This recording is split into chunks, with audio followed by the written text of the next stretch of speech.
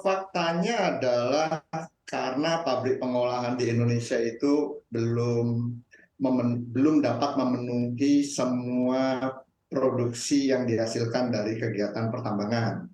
Tadi sudah disebutkan produksi penambangan biji bauksit di Indonesia itu mencapai sekitar 40 juta dalam 1 tahun yang dilakukan oleh sejumlah perusahaan-perusahaan pemegang IUP yang ada di Kalimantan, utamanya Kalimantan Barat. Tetapi pabrik yang ada di Indonesia untuk yang mengolah biji bauksit menjadi produk intermediate produk dalam bentuk smelter grade alumina dan itu baru hanya sekitar 4 dengan kapasitas input biji hanya sekitar 6 juta. Artinya apa? Artinya ada selisih cukup signifikan, cukup besar, hampir sekitar 30-an juta lebih hasil kegiatan penambangan yang tidak bisa terserap oleh pabrik pengolahan yang ada di Indonesia. Nah, selisih inilah yang kemudian diekspor. Tentu sebenarnya ini adalah loss opportunity sebenarnya kalau kita melihat. Artinya apa? Artinya kita semua tahu menjual biji dalam bentuk menjual mineral dalam bentuk biji itu mempunyai nilai ekonomis yang masih kecil. Kita semua tahu. Dan akan mendapatkan nilai yang meningkat, ada added value kalau bisa kita lakukan pengolahan di Indonesia. Hanya saja karena keterbatasan, sekali lagi karena keterbatasan pabrik pengolahan yang ada di Indonesia sehingga produk hasil kegiatan penambangan itu tidak semuanya terserap di dalam negeri. Oke, baik. Tadi artinya bukan tidak mau, tapi karena tidak bisa ya, karena keterbatasan fasilitas di dalam negeri. Nah, tapi kalau kita berbicara, kita hitung-hitungan begitu Pak ya. Tadi kan disebutkan bahwa potensinya dari 21 triliun bisa meningkat menjadi 62 triliun rupiah. Tapi kalau kita perhitungkan lengkap dari sisi investasinya, dengan pembangunan smelternya juga, kemudian di satu sisi juga dengan kenaikan harga dari added value-nya sendiri, dari biji bauksit ke alumina dan juga aluminium, ini apakah memang akan sebanding begitu Pak?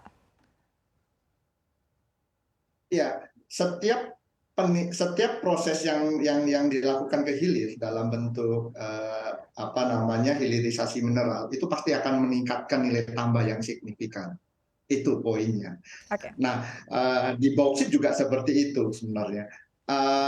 Kita saat ini karena keterbatasan pabrik pengolahan yang tersedia di Indonesia, kita hanya mampu menjual dalam bentuk biji dan nilai devisa yang kita dapatkan itu hanya sekitar 600-an juta USD saat ini, gitu kan. Tetapi kalau keseluruhan dari kapasitas tambang yang sekitar 40 juta itu seandainya bisa diolah seluruhnya di Indonesia menjadi produk smelter grade alumina misalnya, itu jelas akan meningkatkan nilai tambah yang berkali-kali lipat dibandingkan kalau kita menjual dalam bentuk biji. Tetapi catatan yang lain bukan cuma sekedar devisa yang kita dapatkan ketika hilirisasi itu kita lakukan.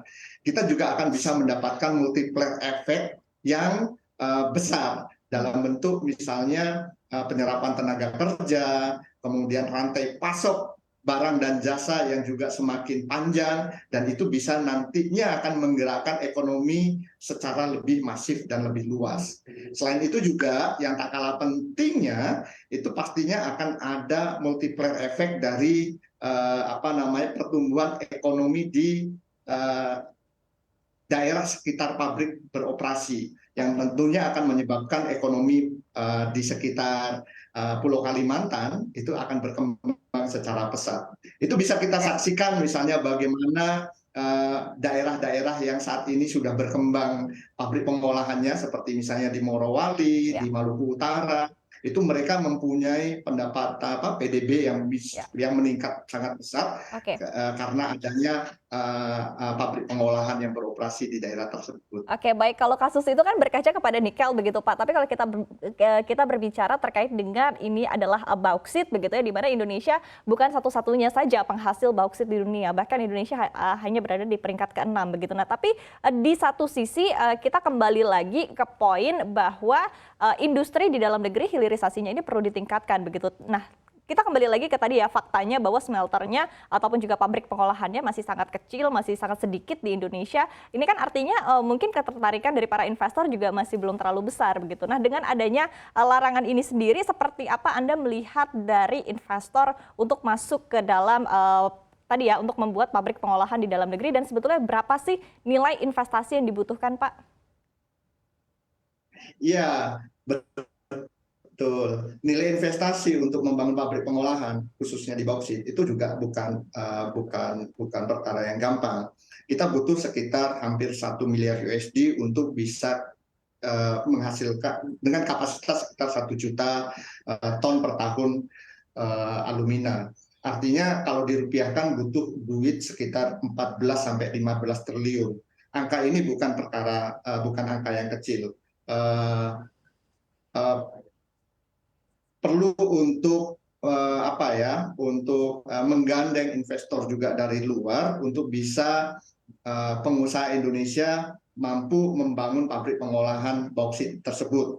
Nah, faktor itu juga yang menjadi salah satu masalah investasi yang besar. Yang kedua, ini berkaitan juga dengan teknologi. Kita semua tahu bahwa Indonesia, kita juga masih belum menguasai teknologi pengolahan bauksit.